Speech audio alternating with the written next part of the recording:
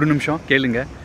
ஒரு பையன் அப்பா கிட்ட கேட்குறாரு, அப்பா எப்படிப்பா இந்த internet, mobile, computer, washing machine, car, two wheeler எதுவுமே இல்லாமல் எப்படிப்பா நீங்கள் வாழ்ந்தீங்க உங்கள் வாழ்க்கையை, சாத்தியமா அப்படின்னு கேட்குறாரு. அதுக்கு அப்பா சிரிச்சுக்கிட்டே பதில் சொல்கிறாரு, தம்பி நாங்கள் பெரியவங்க பேச்சை கேட்டு வளர்ந்தோம், ஸ்கூலுக்கு சைக்கிள்லையே போனோம், சாயந்தரம் ஆனால் விளையாடுறதுக்கு அந்த தெருவில் இருக்கிற எல்லா பசங்களும் ஒன்று சேர்ந்துருவோம், ஏதாவது ஒரு கேம் விளையாடுவோம். நாங்கள் இந்த ஃபேக்காக கம்ப்யூட்டரில் விளையாடுற கேம்லாம் கிடையாது.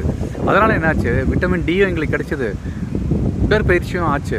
அதனால் வீட்டிலையே சாப்பிடுவோம், வெளியிலலாம் சாப்பிட்றது கிடையாது நாங்கள். ஸோ வீட்டில் ஆரோக்கியமான உணவை சாப்பிட்டதுனால இந்த வயசு வரைக்கும் எந்த மாத்திரையும் மருந்தும் இல்லாமல் எங்களால் வலுவாக இருக்க முடியுது. நீ யோசிச்சு பாரு, உன்னை பற்றி நீ வீட்டிலேருந்தே வெளில போகிறது இல்லை, எப்போ பார்த்தாலும் மொபைலில் இருக்க, இல்லாட்டி கம்ப்யூட்டரில் இருக்க, டிவியில் இருக்க. இது ஒன்றையே ஒரு கைதி மாதிரி ஆக்கிடுச்சு இல்லையா? இந்த வாழ்க்கையில் நாங்கள் வாழ்ந்தது இல்லை, ஏன்னா சந்தோஷமாக இருந்தோம் அப்படின்னு பையனுக்கு சொல்கிறாரு. தேங்க்யூ, பாய்.